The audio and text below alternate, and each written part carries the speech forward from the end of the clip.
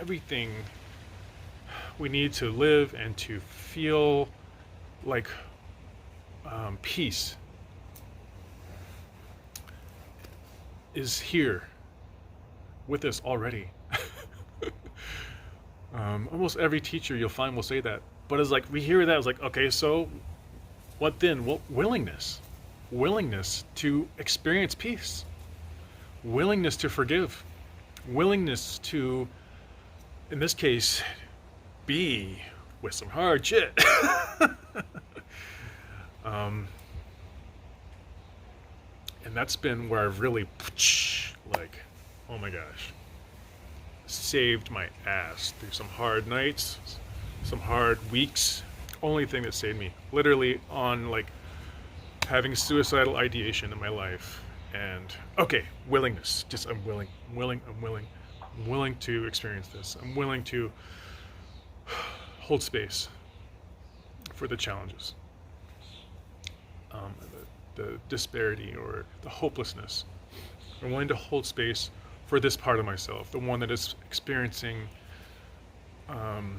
meaninglessness and total depression, these kinds of things. And when I do that, when I make this choice to address myself in this way, that I'm willing to experience this life, I'm willing to experience this energy, this experience, this emotion. I separate myself a little bit from that thing. So I'm not so enmeshed into it. I'm not glued to it. I'm able to breathe around it and see it. And this is the other side of the coin of willingness, is to allow. And so I'm willing to allow whatever this is. And that can go into all these other things in your life. I'm willing to allow myself to succeed. I'm willing to allow myself to be an awesome person. I'm willing to allow myself to be a good lover or a good friend. Just being willing to allow yourself to take part in all the great things in life. We hold ourselves back in so many ways, from loving ourselves, from loving our neighbors, our parents.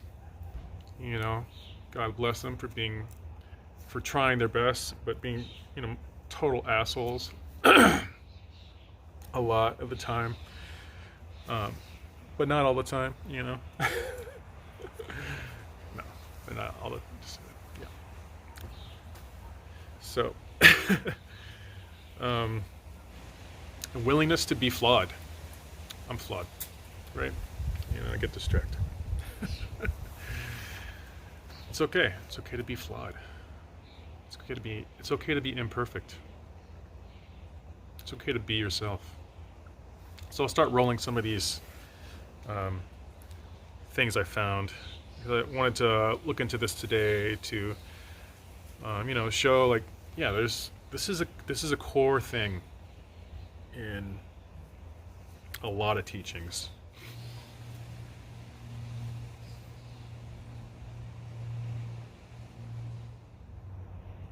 Take your time. You could pause, take some of these in. Okay, so this quote: willfulness must give way to willingness and surrender, and mastery must yield to mystery. Willfulness is like, it comes from this kind of controlling part of ourselves. It could be a powerful force. But it comes from kind of a stuck place, willfulness. Sometimes when we're really willful, because we're really aligned, and there's a real direct course of action. And other times, it's just because we've convinced ourselves that we're right, whether we are or not. And that's more what I'm talking about in this kind of stuck place. I'm just framing that because it's going to connect to the symbolism that I'm going to represent here in a minute.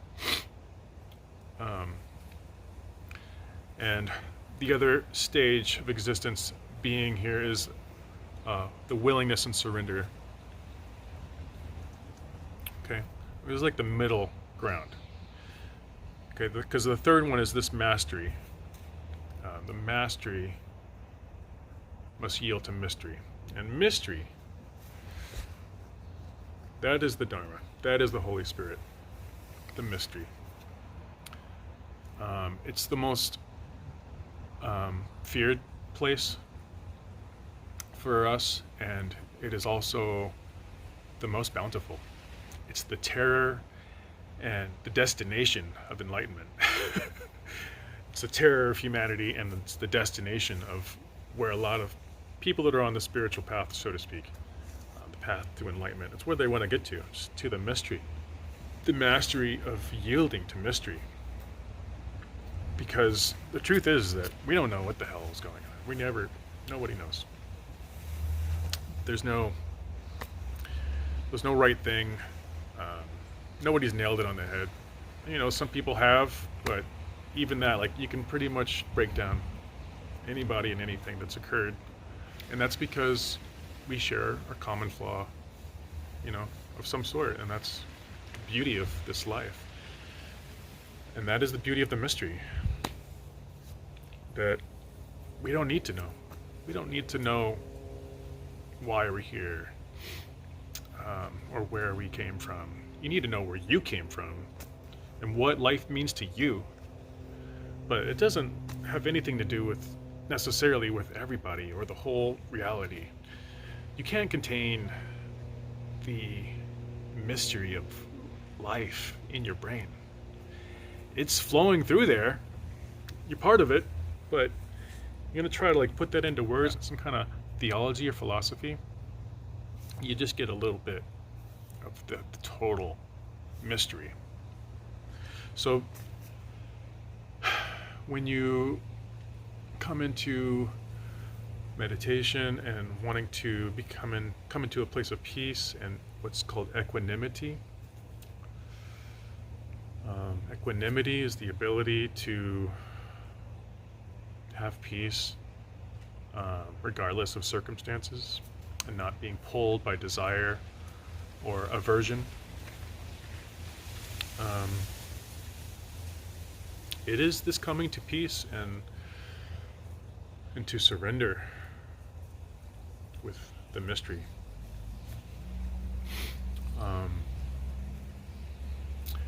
And so that is a stage of existence. So we have 3 stages here I've laid out.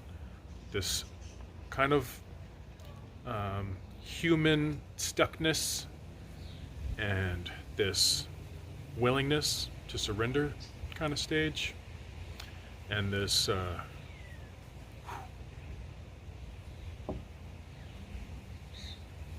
kind of on the other side of it, just at peace with the mystery. And so these 3 things, these are 3 crucial stages of human development. I love the images of Thoth Thoreau, which I know is created by Aleister Crowley, and he's insane. So everybody's insane, so whatever. So the main one that came up for me is this image of the death card.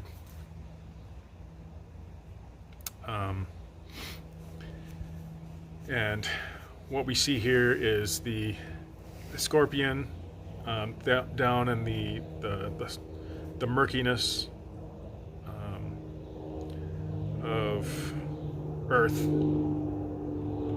and even decay. There's a decaying flower down there, I believe.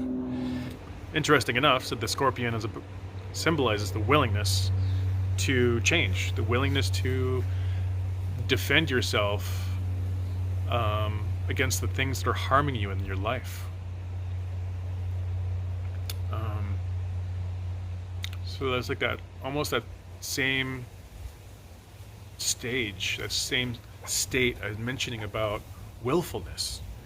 It's the willfulness to like do something. In astrology, the scorpion is fixed water, right? So it's there's motion there, but it's like it's it's fixed, it's stuck, and it wants to move, and it will do a lot of things to try to move things, but it needs other stuff to do it. And that's where we come into this second stage, which in this card is represented by the fish and the snake. And it was interesting because in my memory it was a fish and an egg. And I'll explain later, what that's about, because it's a part of this symbol.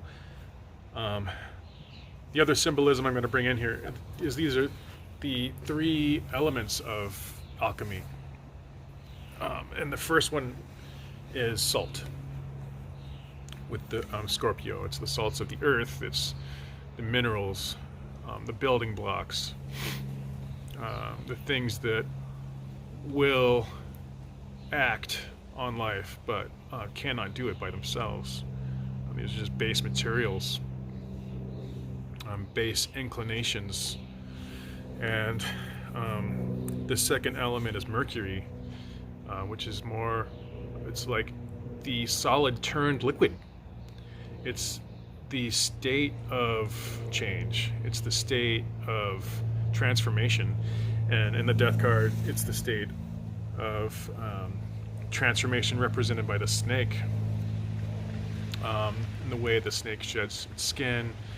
And in the fish, I did some reading into the fish. I'm going to bring up some of the reading that I found, so you don't have to dig it up yourself, but look into this. The symbolism, very interesting material. The Hebrew symbol in the bottom left-hand corner of the card here is the symbol of Nun, N-U-N, and Nun means fish. And even though the being of death is like the most dominant figure here, right there next to him is the fish, right there in the center, left-hand side. To the right of the fish, directly across the card, these are the beings that are being created as death cuts into the material, the matrix of life, as he's using the scythe, destroying the old as well as harvesting the creation to give way to new life. These new creations are spinning off of it. Adjacent to that is the fish, which is more a material representation of this. And my take from what the things I read was that the fish almost represents the soul. The soul of humanity, the individuated consciousness,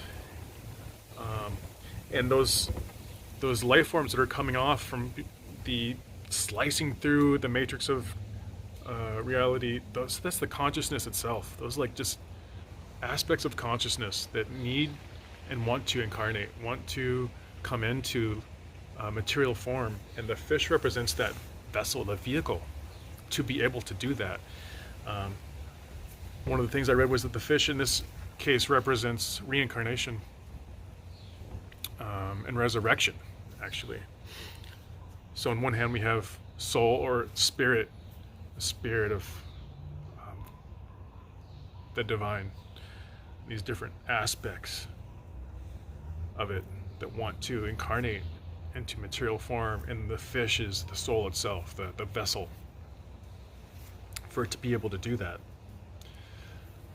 So wrapping back into our three forms of existence here, this mercurial state is like this. With the fish and the snake together, we have this transformation of the soul, and it's in its journey to enlightenment.